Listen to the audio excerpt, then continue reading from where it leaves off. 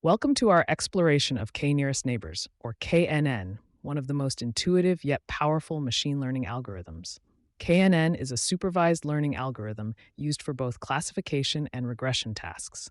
Its fundamental principle is remarkably simple. It makes predictions based on the similarity to known examples.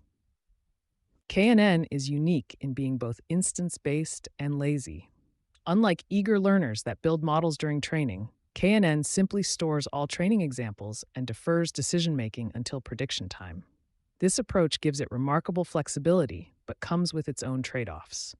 Let's understand KNN through a practical example. Here, we're classifying fish species based on their length and lightness. The red dots represent salmon, blue dots are sea bass, and green dots are trout. When we encounter a new fish, shown here in yellow, KNN identifies its 5 nearest neighbors.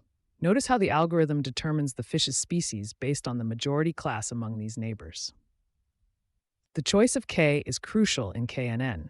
With small k values, like 1 to 5, the model becomes highly sensitive to local patterns but risks overfitting. Larger k values create smoother decision boundaries but might miss important local patterns. A common starting point is to use the square root of your sample size, though cross-validation helps find the optimal value. KNN relies heavily on distance metrics. For continuous variables, we commonly use Euclidean distance, shown here in yellow, or Manhattan distance, shown in green. The choice depends on your data's characteristics. Euclidean distance measures straight-line distance, while Manhattan distance follows grid-like paths. For categorical data, we use Hamming distance, which simply counts the number of mismatches between attributes. In our example comparing two strings, the Hamming distance is 2 because they differ in 2 positions. Normalization is crucial for KNN. Look at this example with age and income data. Without normalization, the income feature completely dominates the distance calculations due to its larger scale. After normalizing to a 0-1 scale, both features contribute more equally to the distance measure. Let's explore 3 key normalization methods. Min-max scaling transforms features to a 0-1 range, while z-score standardization centers data around 0 with unit variance. Feature scaling maintains relative relationships by dividing by the maximum absolute value. KNN's strengths lie in its simplicity and flexibility. It handles multiple classes naturally, requires no training phase, and makes minimal assumptions about data distribution. With larger k values, it becomes quite robust to noise in the training data. However, KNN faces several challenges. As dimensionality increases, data becomes sparse, making distance measures less meaningful.